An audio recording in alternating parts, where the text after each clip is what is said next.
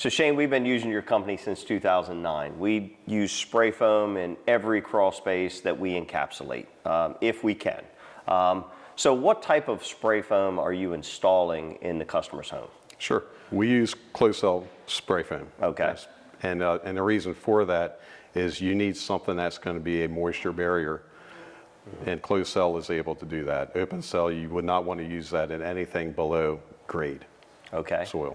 Okay. So I know, is closed cell okay to use where there's moisture in the environment, or there could be wet blocks or dampness? For the application, you would want it to be below, we like to say between 19% moisture content.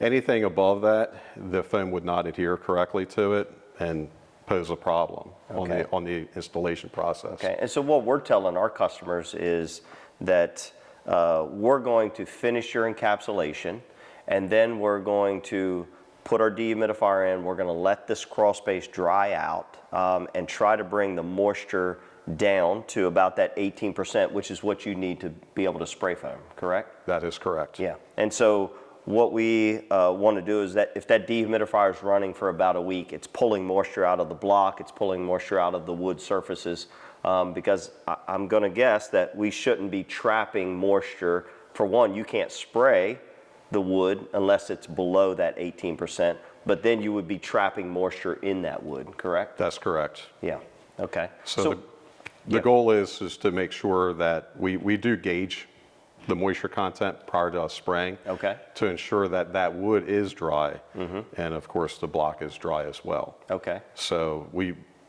that is part of our process prior to beginning any work. So what are the benefits of spray foam? The benefits, you're going to get anything with closed cell foam, you're going to get a moisture barrier after 1.5 inch thickness. So, and we're obtaining that by what we're doing. We're applying that, we're band sealing, and then, which is the great thing about band sealing is between fiberglass and if you're doing closed cell foam, closed cell foam is going to give you that air seal property, and also it's going to give you the thermal resistance as well. So the dehumidifier is going to work less harder, and you're going to save money and utility expense. Because that spray foam is air sealing that crawl space. Yeah. So essentially we're telling customers we're trying to keep the cold air out in the wintertime and the humidity out in the summertime, and the only way we can achieve that is by the spray foam. Correct. Because fiberglass insulation is not going to achieve that, correct? Yeah, fiberglass will give you thermal resistance, but it's not going to stop any airflow from traveling through. Okay. So where closed cell foam, you are able to do that. And so how are you applying this foam? So the foam is being applied. We have state-of-the-art trucks with all the material is contained within the truck.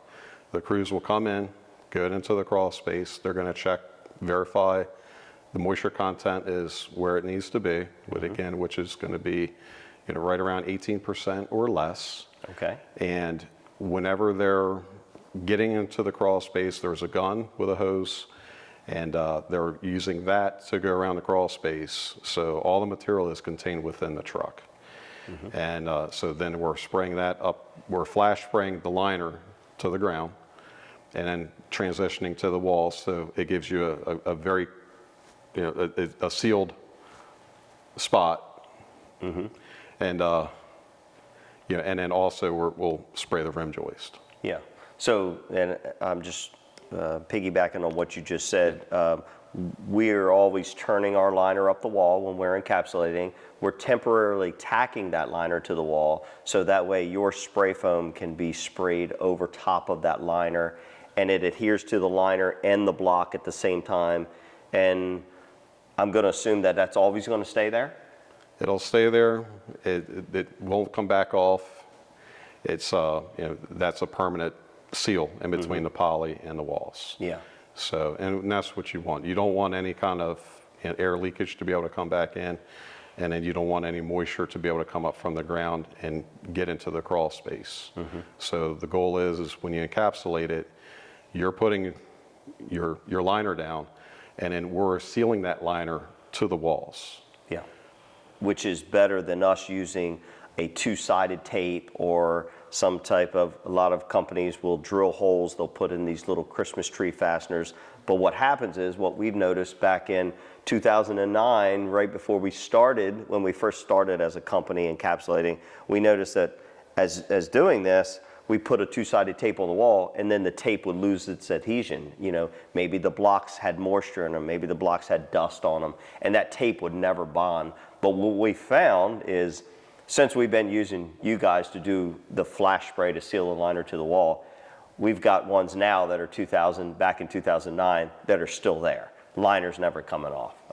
That's one of the big reasons why we started using spray foam, along with the air sealing type properties. So how long does this process take for you guys once you come in?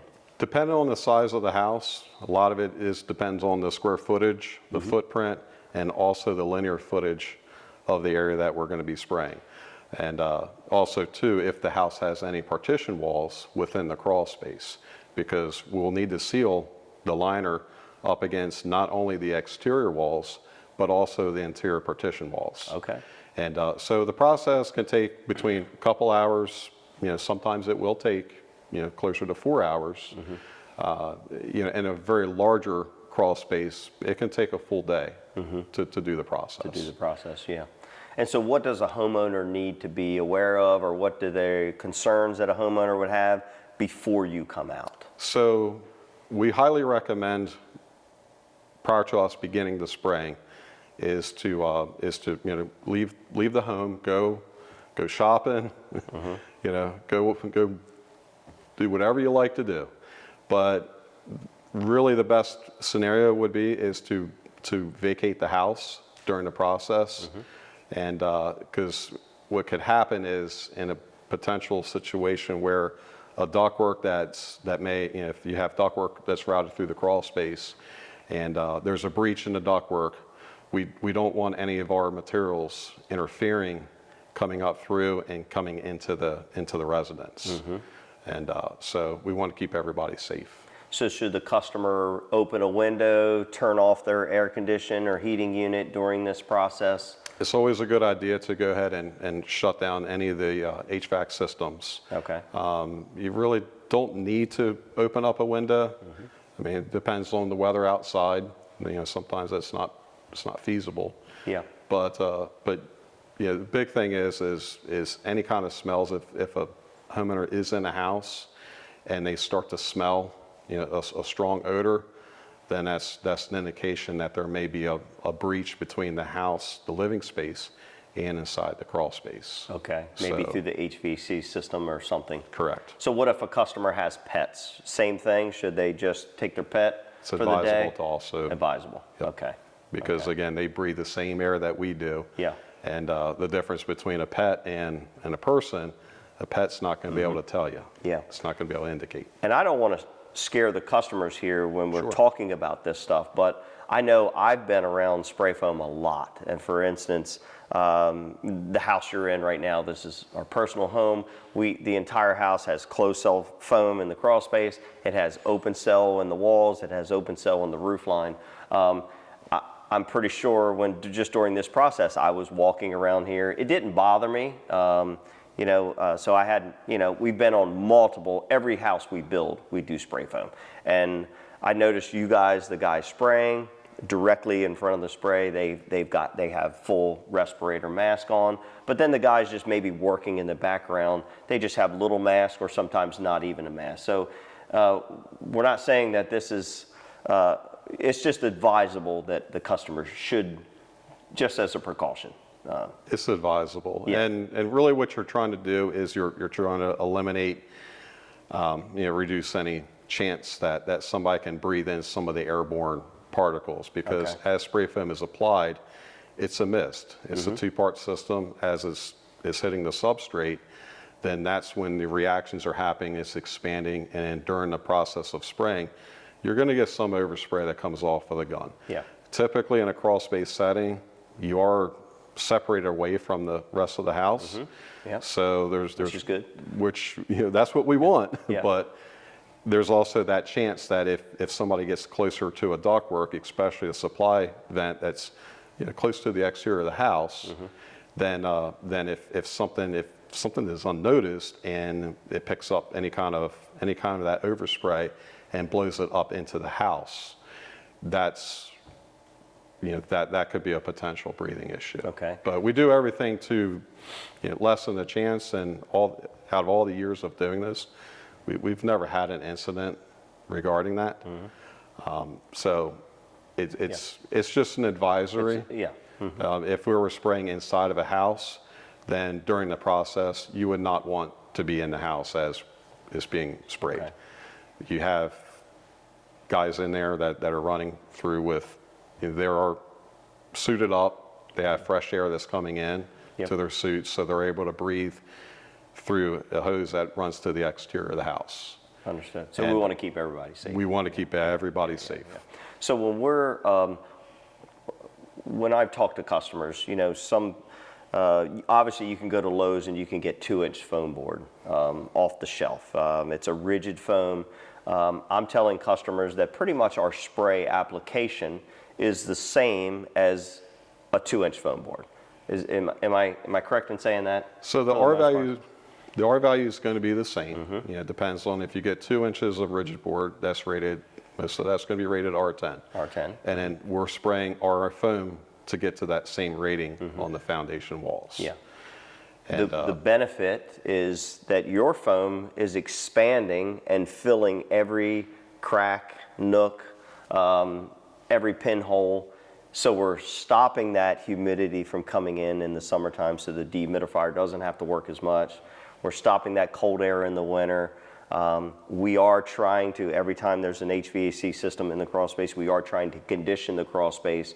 So this foam is the best way that we can save the customer energy savings, because we're heating their crawl space, where the dehumidifier is running less. So I can't see any other product out there that's going to be better than the spray foam.